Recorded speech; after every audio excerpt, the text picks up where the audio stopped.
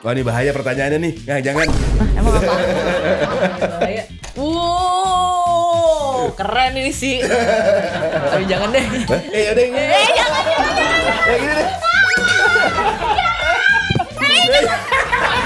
Pas. Dan gue seneng jadi banget. lo orang di balik yang ada di TikTok itu yang suka ngerekam ekspresi penonton ya. Center. Kenapa lo bawa center? Fetish center gitu gue. Tau gak? Gue dikasih nama dari karangan bunga doang. Oh gitu. Nyokap gue. Bukan nyokap gue yang pinter, bukan. Setan tuh asu. Terus bisa minta tolong jin gitu. Jadi terkenal lah, jadi orang yang paling ganteng lah, paling cantik lah, orang yang punya kekayaan di luar nalar lah gitu, bisa gitu. Tapi kan ada konsekuensinya.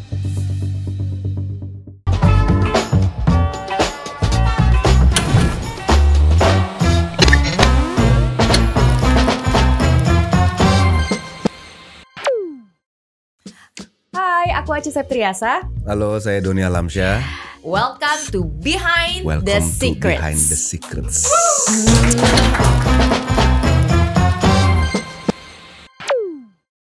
Profile check. Yeah. Lo yang pink banget nih, ya gak apa-apa lah ya. Apa? Feminisme. Oke, nama panggung gue siapa ya? Stage name. Stage name. Apa kita bikin aja Cak di sini Cak? Ya di sini aja. Jika kehidupanmu dibuat biografi, apa judulnya? Film seandainya kamu bisa main sebagai case-nya.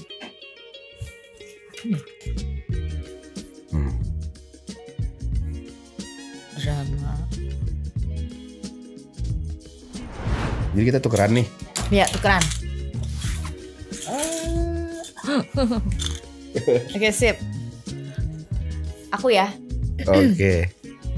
Namanya Mas Doni ternyata ada Benjaminnya loh. Wah, Benyamin. Doni Alamsyah Benyamin.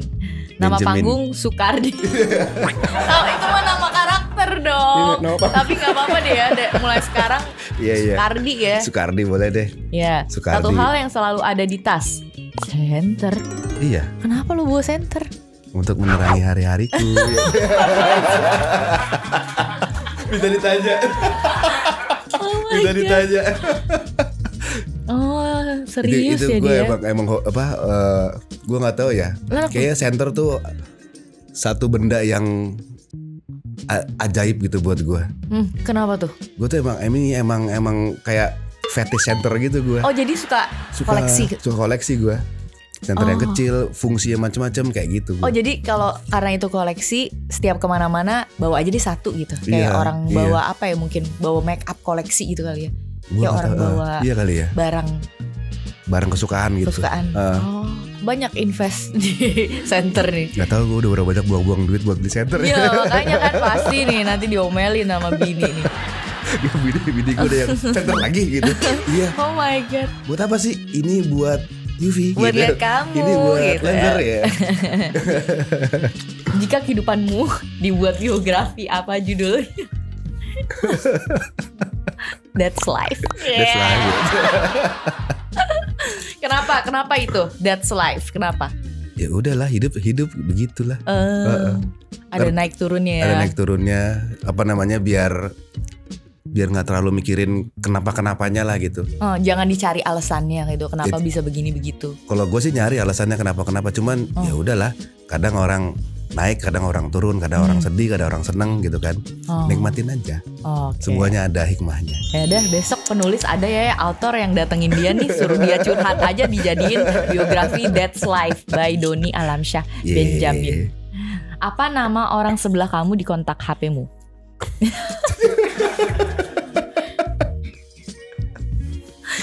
Caca Aziza. Boleh. Satu hal yang harus hilang di muka bumi. Kezoliman. Mantap. Ini Hilangkan kayak korupsi. Iya. Bagus itu. Hilangkan oplosan. Benar-benar. Dengan beberapa pemberitaan yang begitu memprihatinkan ya di Indonesia ini. Kayak aduh, jadi desperate gitu ya. Iya, kenapa kita diginiin sih gitu ya tapi sebagai rakyat ya kediaman kita ini diuse banget sama pemerintah ya. Sama orang di balik itu yang tidak bertanggung jawab. Oknum, iya maksudnya sama oknum di pemerintahan yang punya andil. Iya, yang punya kuasa. Yang punya kuasa. Terus mereka memang harus diruqyah Ustadz Kodrat kayak ini. Ya kayaknya mereka harus diruqyah deh. Iya. Besok-besok jangan ke pabrik lagi Ustadz Kodrat, ke gedung DPR ya, atau ke gedung-gedung yang gedung-gedung yang lain lagi. Siapa tahu mereka jadi sadar ya. Iya. Satu film yang seandainya kamu bisa main sebagai cast-nya. John Wick. Yes. Bisa nih kayaknya. Amin. Kenapa John Wick? Gue suka banget. Dia tuh penyayang. Penyayang dia. John Wick. Karakternya gitu. Ya orang ngelihatnya kan sangar gitu kan. Cuman dia ini cerita John Wick itu bergerak kan karena rasa sayangnya dia sama istrinya, sama anak, sama anjingnya gitu kan, sama rumahnya gitu. Sampai-sampai dia tuh bisa ngacak-ngacak dunia gitu kan. Iya. Karena rasa sayangnya dia ini, dan dia orangnya nggak peduli dengan nggak peduli dengan siapapun ada di depan dia.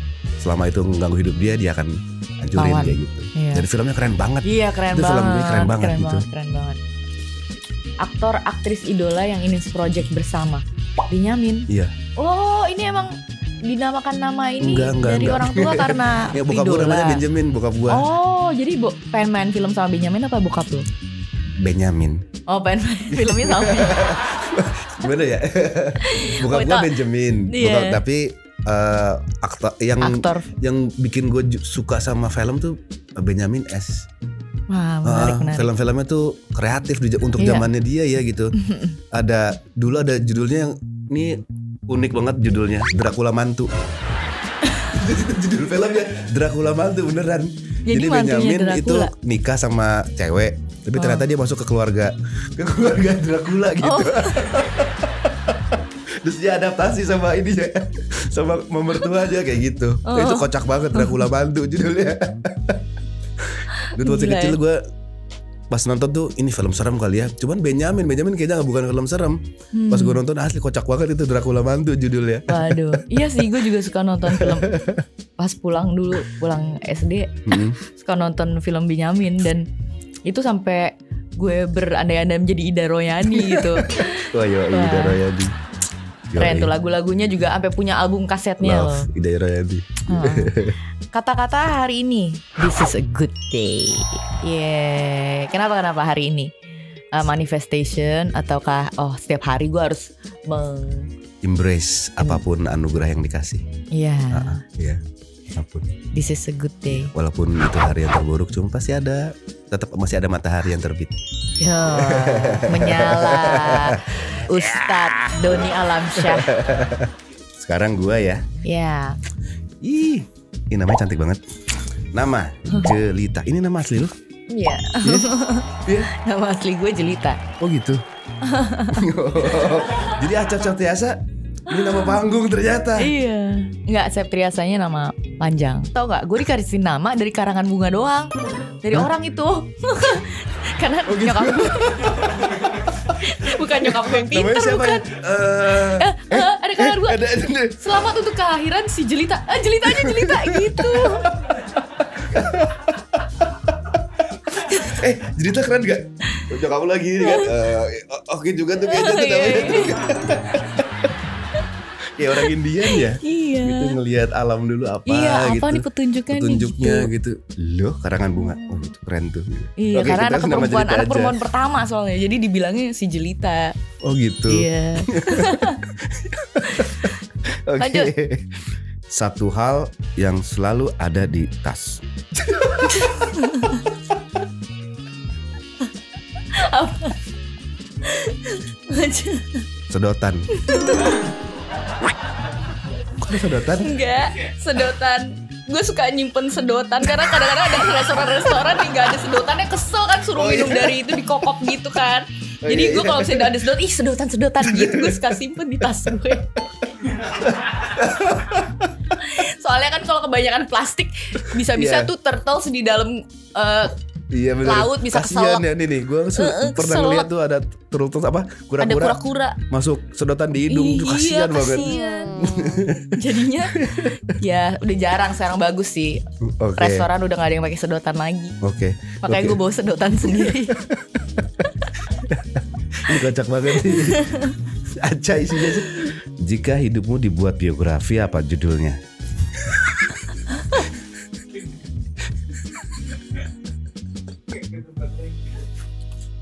Coba. Bagus itu judulnya. Bagus nih. Jadi ini nih. Ini siapa? Bang Charles mungkin mau kali ya. Bang Charles nih, gue akan ngajuin sebuah cerita yang judulnya Pengorbanan Seorang Yang Banyak Maunya. Gimana ya? Ya karena gue tuh lu maunya apa sih? Iya, gue suka membuat hidup gue lebih susah kayaknya. Oh gitu. Yang paling dimauin apa sih? Yang paling dimauin ternyata bukan hanya sekedar menjadi orang sukses dan bisa cukup gitu ya, tapi ternyata yang gue mau sebenarnya adalah menjadi orang yang tenang, damai, dan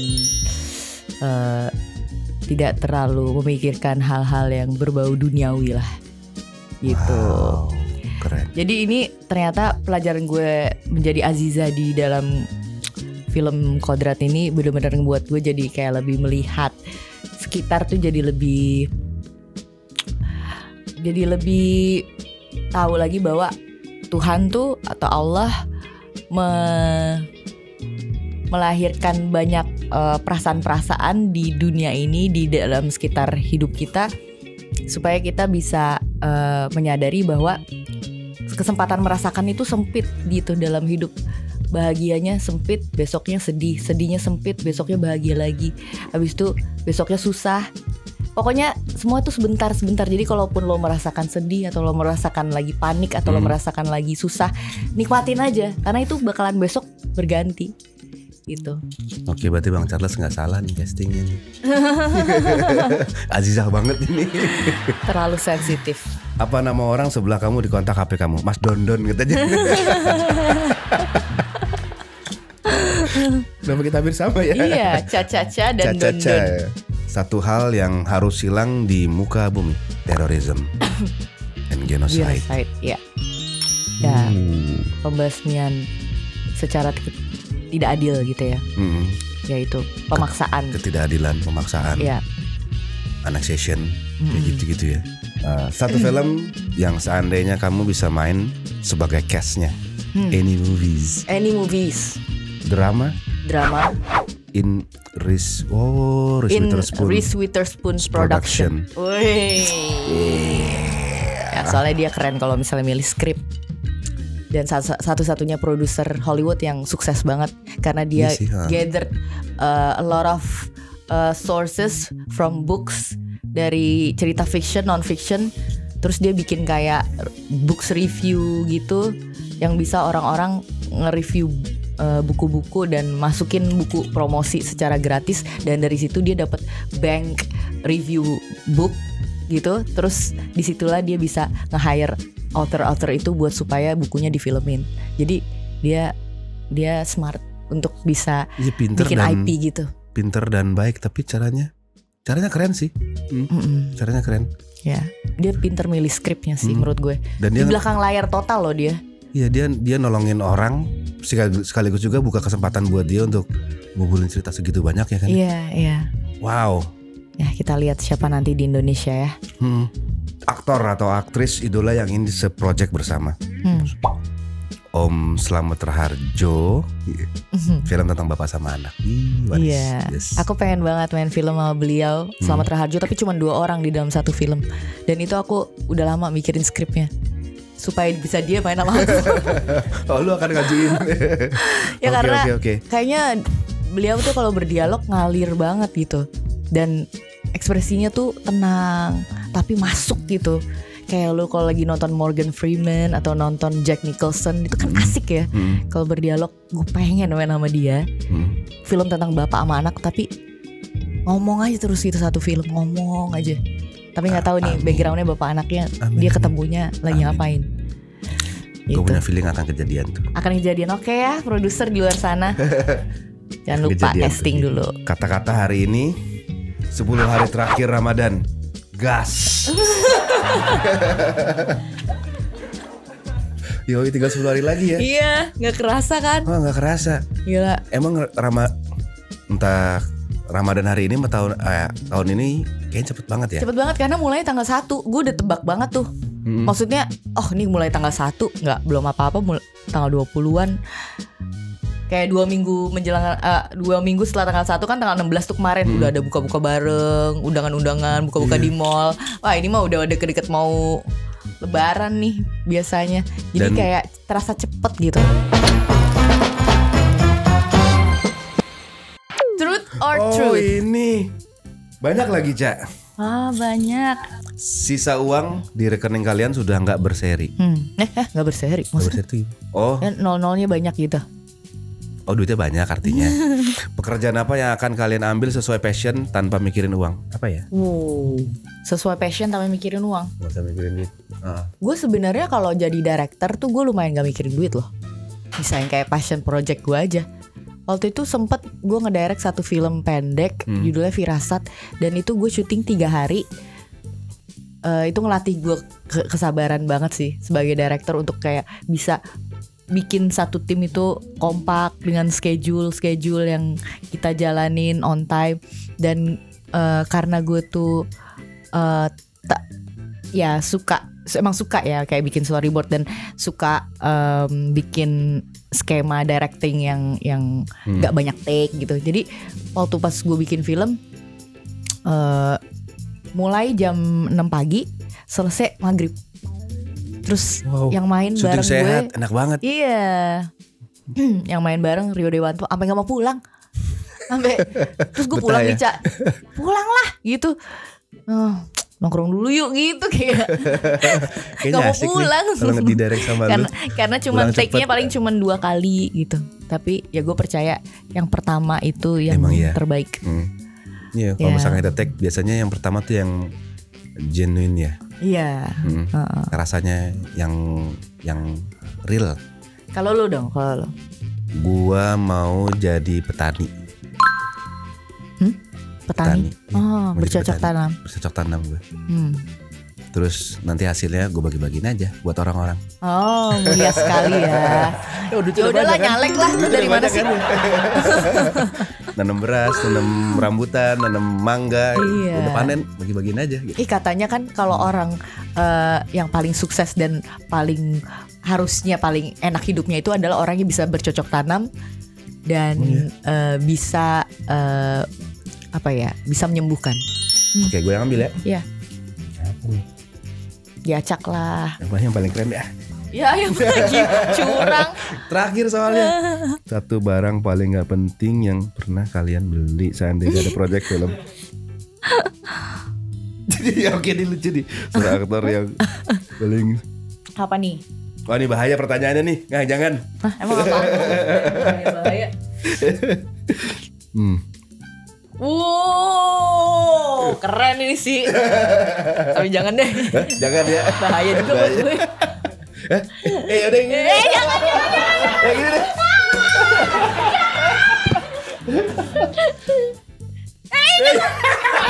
Pas. Ya. Padahal. Jangan. Truth order loh. Ini truth order loh. Ya kan? Ya itu aja tuh lucu tuh. Itu lucu. Jika kamu terjebak di sebuah pulau terpencil dengan satu orang terkenal yang kamu idolakan, siapa yang akan bersama kamu? Dan apa 3 hal yang kalian pegang di pulau itu? Gak boleh alat komunikasi. Wah. Terjebak sama orang yang kamu idolakan. Yang aku idolakan. Sebenarnya yang kita andalkan sih, jangan yang diidolakan. Belum tentu ya. Yang diidolakan. Ntar jadi gak idola. Nyusahin kan. Iya. Jadi kita jaim gitu kan, pasti kita ngelayanin dia. Iya, gue gak idola sama lu nyusahin gitu kan. Bener juga sih pikiran lu. Gak boleh yang diidolain ya. Iya. Jadi apa dong nih? Siapa selain yang diidolain? Oke, gini deh. Kalau misalkan lu terjebak sama seseorang di sebuah pulau, siapa yang lu harapin ada di situ? Sama partner in crime gue. Yaitu adalah nyokap gue. Oke. Iya. Karena kita bisa jadi good cop, bad cop. Terus Ya pokoknya dia itu orangnya disiplin dan bisa marahin gue. Jadi kalau gue udah mulai agak keluar dari line sedikit atau agak gak disiplin, pasti dia yang mengingatkan gue. Terus dia tuh kalau logisnya tinggi, penuh perhitungan. Tapi kalau gue intuition gue tinggi. Jadi kita tuh kawin gitu, bisa saling melengkapi. Barang yang dibawa mungkin korek api biar bisa menyalakan api unggun. Terus wifi kalau ada biar nggak bosan. Nggak boleh alat komunikasi di sini, nggak boleh. Tuh, nggak boleh alat komunikasi. Apa dong? Uno. Seru tuh. Terus pensil sama pulpen lagi biar bisa nulis. Ya. Karena kan terlahir karya-karya terbaik nanti biasanya. Silakan nulis di pulau itu ya. Iya. Tulis cerita. Ini suatu saat dia kayaknya akan jadi sutradara nih kayaknya, Cacan. Iya, amin. Amin. Ya nanti nice. Saya panggil jadi John Wick 6. Siap, saya mau jadi John Wick Indonesia. Terus dia digondrongin ya. Yoi. Kalau misalnya gue terjebak satu pulau. Iya, sama siapa dan bawa apa aja? Sama bini gue. Iya. Pacaran bawa lagi. Apa aja? Gemes. Bawanya apa aja? Hah? Bawanya. Pisau aja cukup. Iya, pisau. Iya. Sama senter. Senter boleh lah. Ya, satu lagi apa? Bentar gue bingung nyari baterainya. Kalau di pulau. Satu lagi apa? Baterai center ya, enggak, pisau aja cukup kok. Dari situ kan bisa bikin rumah, bikin tempat tidur, bikin tenda gitu kan. Pacaran berdua sama bini gue di pulau gitu. Smooch gitu ya. Wah. Iya, eco. Gak ada anak-anak gitu kan. Iya. Eco living ya. Eco living. Ya, senang-senang deh di situ. Ih, gemes deh. Romantis. Jadi Kodrat 2 ini sebenarnya adalah awal dari filmnya adalah kayak prequel gitu sih sebenarnya. Jadi kayak awal filmnya ceritanya bergerak sedikit mundur karena memang di Kodrat pertama itu ternyata di balik ruangan yang lain Aziza istrinya Kodrat juga melihat Kodrat sedang meruqyah Alif gitu. Dan which is itu belum diceritain di film Kodrat yang pertama, tapi yang kedua ini ceritanya mulai di tempat yang sama. Tapi setelah semuanya keadaan kok jadi spoiler lah ya. Pokoknya nggak boleh spoiler. Ya pokoknya tapi selanjutnya cerita berjalan linear aja gitu. Ini gue pengen ngasih masukan buat penonton. Ini dia Aziza itu istrinya Kodrat ya. Bukannya siapa? Marsha, bukannya Caca. si Yasmin. Bukan Yasmin ya gitu. Soalnya kalau misalkan ngelihat TikTok thread atau apa segala macam gitu, mereka mikirnya Kodrat istrinya bukannya si Yasmin ya gitu. Bukan. Ini istrinya Kodrat, ini Aziza gitu. Iya. Jadi di Kodrat kedua ini diceritain pencariannya si Kodrat untuk mencari istrinya. Seperti itu ceritanya. Dan ternyata banyak hal-hal seru, banyak tantangan ya, banyak cobaan lah untuk Kodrat itu. Bahwa ternyata untuk menyatu lagi dengan istrinya itu sulit gitu. Karena iblis berusaha ingin memecah belah mereka. Yes. Gak mau mempersatukan mereka gitu. Jadi Kodrat 2 ini ada pergulatan keimanan antara keluarga yang ini sebenarnya ceritanya tentang ini perebutan antara Kodrat dengan si jin asu itu dengan untuk mengejar si Aziza sebenarnya ceritanya. Iya, tapi mengejar Azizanya juga sebenarnya untuk menghancurkan keimanan Ustadz Kodrat. Karena Kodrat tuh udah naik level di Kodrat 1 keimanannya. Terus iblis ini gak suka kalau misalnya Kodrat itu emang gak nyembah dia, harus nyembah gue. Emang setan ya dia. Iya emang setan sih. Emang setan tuh asu. Ya Sukardi juga sama. Sukardi itu di dalam cerita Kodrat kedua itu dia mencari istrinya yang hilang. Dan ternyata di dalam film Korea itu diceritakan bahwa istrinya itu mati dengan cara yang tidak wajar. Gitu. Itu yang pengen dicari, jawaban yang pengen dicari sama Sukardi. Dan akhirnya di tengah pencariannya dia bertemu dengan Kodrat yang sama-sama mencari istrinya. Gitu. Dan mereka jadi partner lah gitu dalam menghabisi orang-orang yang zolim yang ada di film Kodrat ini. Dan di dalam Kodrat ini ternyata Ustadz Kodrat bertemu lagi dengan musuh bebuyutannya yang namanya iblis Asu'ala gitu. Dan ada iblis baru lagi yang akan menjadi musuhnya Kodrat di film ini. Jadi mereka akan bertarung dengan dua iblis di film ini. Iblis dengan anak buahnya dan kroninya apa sih namanya tuh? Iya. Pengikutnya, ya. Pokoknya ada dua iblis dengan para pengikutnya. Suruh banget deh berantemnya. Semalam kita baru nonton gitu. soalnya kan. Gue belum nonton gue. Hah? Lu gak jadi nonton bareng gue semalam? Enggak, gue gak nonton. Cuma nyetor muka doang. Enggak, gue nyisa. Premier itu kan sakral buat gue. Oh iya. Jadi gue iya. nyisain, gue maunya nontonnya tuh di hari premier. Jadi gue kemarin nontonnya cuma nonton penontonnya ada aja. Nonton muka penontonnya. Muka penontonnya. Dan gue seneng banget. Oh jadi lu orang di balik yang ada di TikTok itu yang suka ngerekam ekspresi penonton ya? Ya gue ngerekam orang-orang kayak gitu. Dan sakral ya premier ya. Sakral buat gue. Dan gue seneng ngelihat penontonnya. Mereka tuh film itu kan dimulainya jam 7.58. Iya. Gue juga ngeliat jam. Openingnya itu jam 8. Openingnya tuh ya sampai jam 8. Jam 8:07. Jadi selama 9 menit itu penonton mukanya terpaku ke satu titik ke arah layar ngelihat kejadian openingnya Kodrat. Itu keren banget. Gue yang wah keren. Seneng ya gitu filmnya kita kerjain nih bisa ngebuat penonton. Ya udah karena gue udah nonton pas premier gue ngeliat penonton aja deh. Gantian kita. Asli bukannya gini keliatin gitu. Gitu ada yang gini gitu. Seperti tapi ngeliat lagi gitu. Iya. Gue seneng ngeliat ekspresi penonton pada saat ngelihat film yang gue kerjain kayak gitu. Kalau gue sih percaya ya yang namanya ada kekuatan iblis itu kan emang udah ditawarin kan semenjak manusia turun ke bumi kan. Kekuatan iblis iblis itu kan jin sebenarnya kan gitu. Jadi tapi itu jadi pilihan buat manusia gitu. Sebenarnya bisa minta tolong jin gitu. Jadi terkenal lah, jadi orang yang paling ganteng lah, paling cantik lah, orang yang punya kekayaan di luar nalar lah gitu, bisa gitu. Tapi kan ada konsekuensinya gitu. Berbuatlah susu kamu, tapi nanti kamu akan dimintain pertanggungjawabannya kan gitu. Kekuatan-kekuatan kayak gitu sebenarnya gue yakin sangat bisa, bahkan lebih mudah dibandingin menjalankan usaha yang benar menurut gue. Ada, gue yakin banget ada dan mudah, tapi konsekuensinya mengerikan. Gila deep banget tuh. Kalau aku benar-benar terinspirasi banget sih sama karakter di film ini sebagai seorang ibu, seorang istri, seorang anak, seorang yang berusaha sebagai manusia dan masih diliputi banyak kesalahan.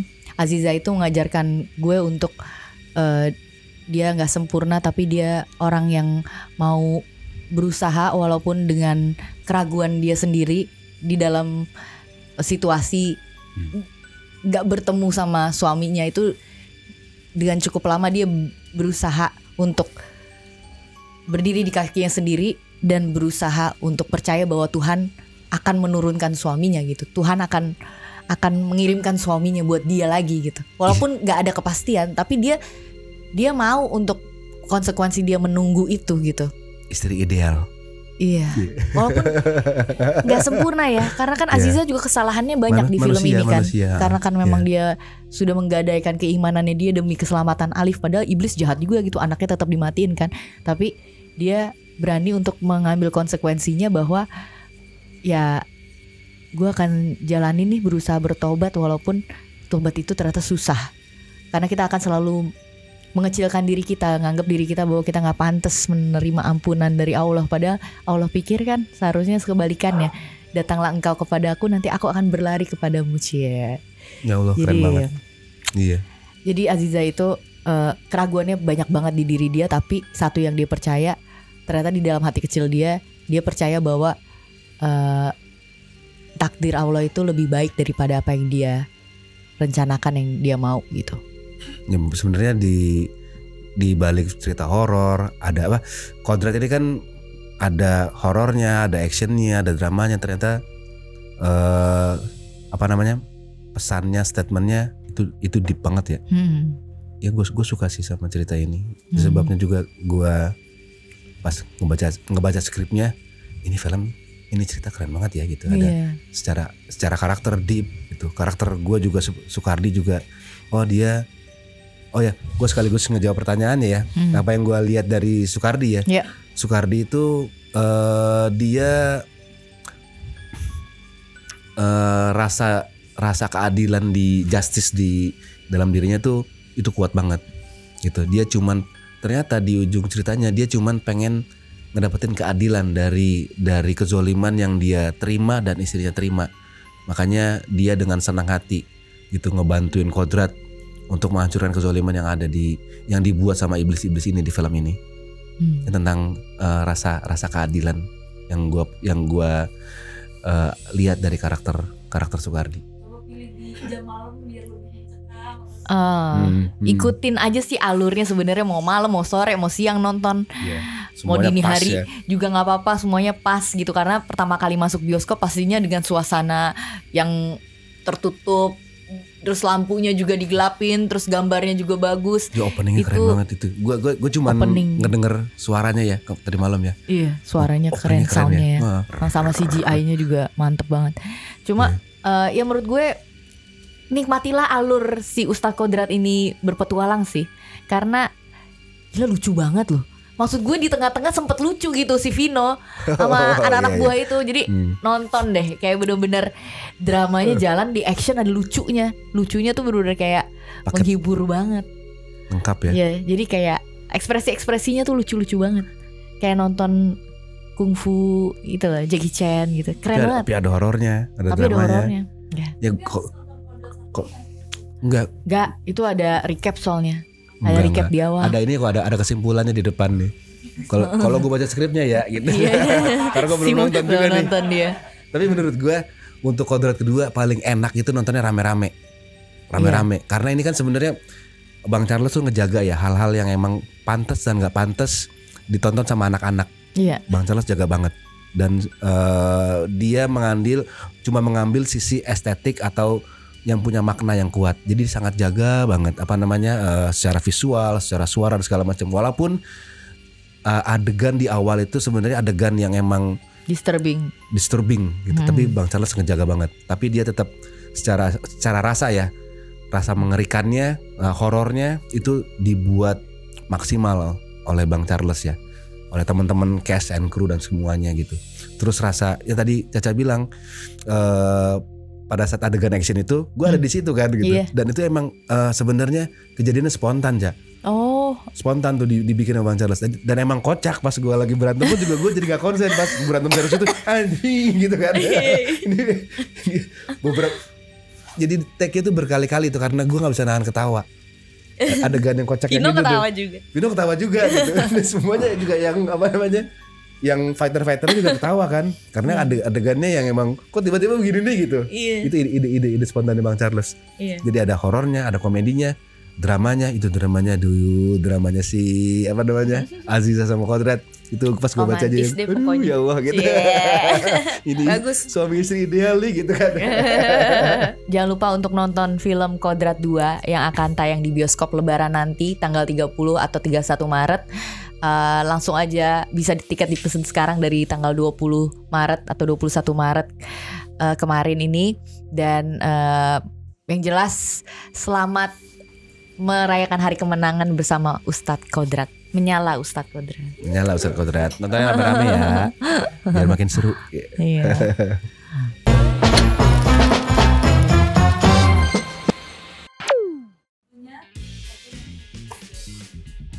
Allahu Akbar. Takbiran. Allah, bisa jadi sih tapi bukan lebaran. Mantap. Geser. Nah.